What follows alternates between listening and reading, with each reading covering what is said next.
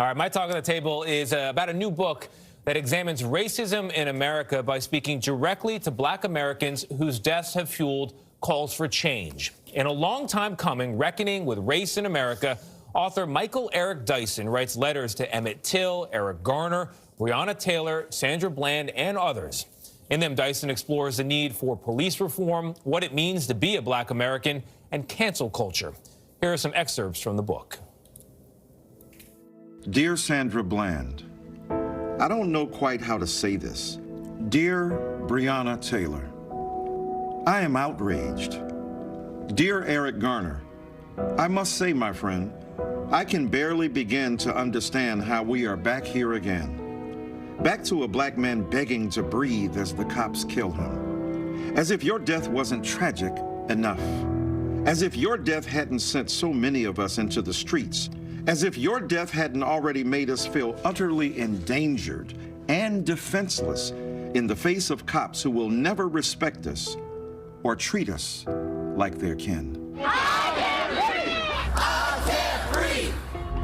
My fellow Americans, I beg of you first consider this. Do you realize how much faith it takes for me and those like me to write my fellow Americans? Do you realize how much energy it takes to summon the will to say those words? Do you know that so many black folk are still full of love for the nation that so often treats us so poorly? We are used to hearing presidents say, my fellow Americans. My fellow Americans. My fellow Americans. Has the sentiment ever really been true for black folk? Do we really live in the same country as white folk? Do we see the same things?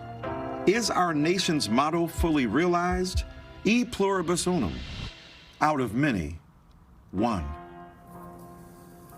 And Michael Eric Dyson joins us now. Professor Dyson, thank you for being with us. We can hear from that reading that's a powerful book. I want to get into the contents of it, but I want to start with its distinctive style. It's written as a series of letters to the dead, victims of the struggle, you call them. Why did you decide to do it that way? Well, thanks for having me. First, I didn't want to write merely about them. I didn't want to further objectify them. I wanted to speak to them. You know how you go visit your loved one at the gravesite? You know they're not there, but they provide you the opportunity, the space to think, the spirit to engage an issue, to reflect calmly, to go away from the maelstrom and say, this is what we must do in order to move forward. So I wanted to write to them, to restore their humanity, to make them feel that in our collective imagination that they were present, and to give them the dignity they were denied in life. That's why I chose the epistolary form, to make it more intimate. Well, it works. Let's talk about moving forward. Key to reckoning with race in America is reckoning with police violence against black people in America. Repeatedly on this show, however, and other shows, police officials have denied that there is something like systemic racism or racism at all in the system. So how do you create change when you don't first have that acknowledgement? Yeah, it's very difficult to do so. The longer we live in the 51st state, the state of denial, as the late Joseph Lowery said, we won't be able to engage fully with the issue. And once we put it on the table, once we begin to reckon with the history of denial, the amnesia that we have willfully submitted ourselves to, then we'll be able to move forward. If the police could recognize that, look, black people call the police more than any other group.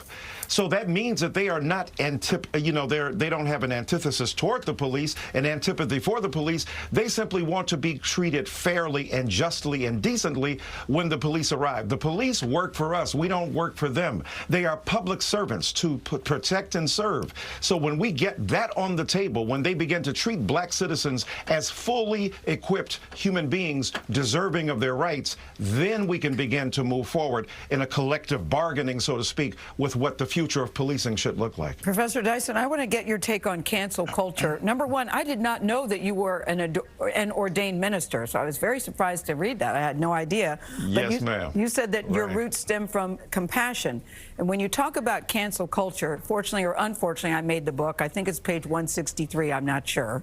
I do appreciate your take on that. We're not going to go into that here, but people can read that for themselves. Right. But you talk about cancel culture, and you talk about the Virginia Governor Northrop. And what was your take on that? I thought it was very interesting because we live in a cancel culture society big time today.